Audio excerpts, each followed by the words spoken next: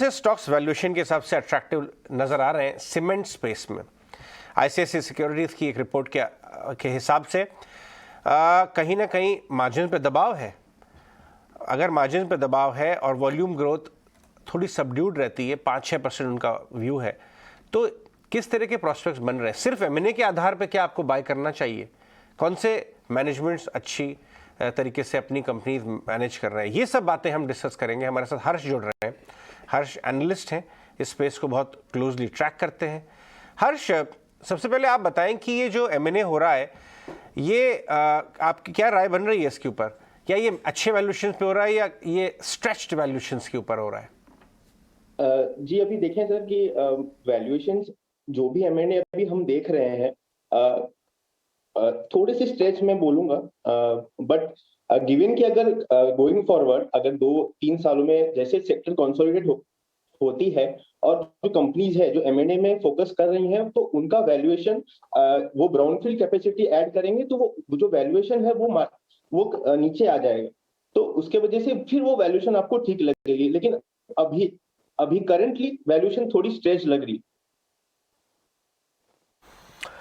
ठीक है हर्ष, एक चीज़ आप और बताइए, अगर आप बड़े और दो जो बड़े शेयर्स हैं और छोटे शेयर्स की दोनों कैटेगरी है, दोनों ही एक्टिव हैं इस समय, आप कौन से शेयर्स को ज़्यादा इस समय देख रहे हैं कि इनमें वैल्यू भी है, इसमें इंडिविजुअल ग्रोथ भी है और एक कंटेंडर भी है?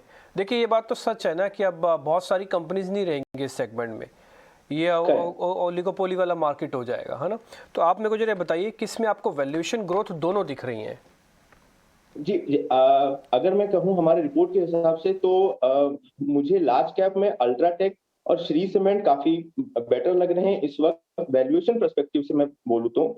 और मिड कैप स्पेस में जेके सीमेंट और रैमको सीमेंट ये भी अच्छे लग रहे हैं। क्यों? और मैं आपको थोड़ा इसमें अगर विस्तार से बताऊं तो मैंने चैनल से किए हुए हैं, उससे मुझे ये पता लगा है कि साउथ में जो रियलाइजेशन होते हैं वो ज्यादा टूटे नहीं है इस क्वार्टर में, Q2 FY23 में, मतलब जुलाई, अगस्त, सितंबर में। तो इस कारण से साउथ की जितनी भी कंपनीज है वो आपको इस क्वार्टर में एक अच्छा रिजल्ट दे सकती है और वॉल्यूम भी अच्छा आएगा। और अगर मैं ईस्ट में कहूं तो इस बार बारिश भी उतनी नहीं हुई है, तो उस कारण से सीमेंट का जो आईएचबी सेक्टर है उसमें डिमांड अच्छी रहेगी। तो ईस्ट ईस्ट सेक्टर ईस्ट की जो east focus companies volume perspective से और साउथ बेस्ड कंपनीज वॉल्यूम और रियलाइजेशन दोनों पर्सपेक्टिव से बेटर रहेगी। एंड कंपनीज पर्सपेक्टिव मैं आपसे बोलूं तो लार्ज कैप में अल्ट्राटेक, श्री, और मिड कैप स्पेस में JK cement and Dalmia Bharat and Ramco cement, ये मुझे अभी ठीक लग रहे हैं।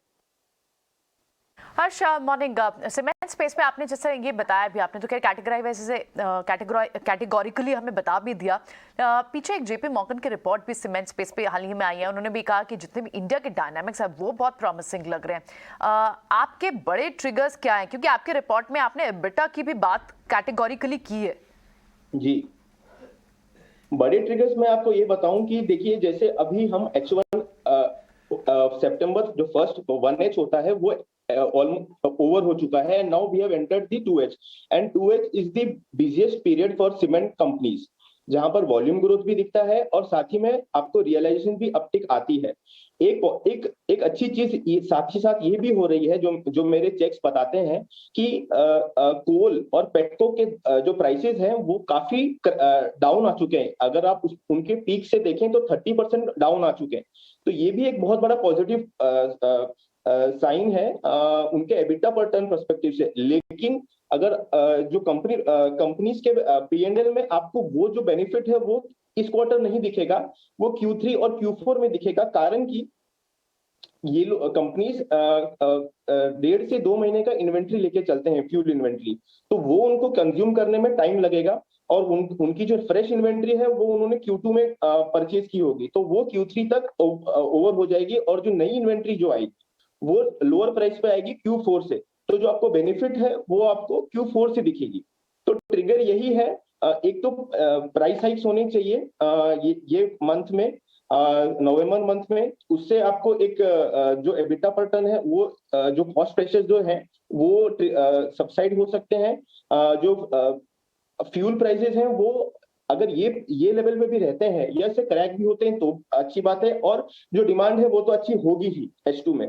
तो ये तीनों फैक्टर्स आप देखेंगे अच्छा प्ले आउट कर सकते हैं H2 FY23 में, और वो आपको एक फंडामेंट एक जो मार्जिन जो एबिटा पर टन 40% टूटे हैं YOY इस क्वार्टर में, वो आपको जंप करते हुए दिखेंगे फ्रॉम इन H2 FY23।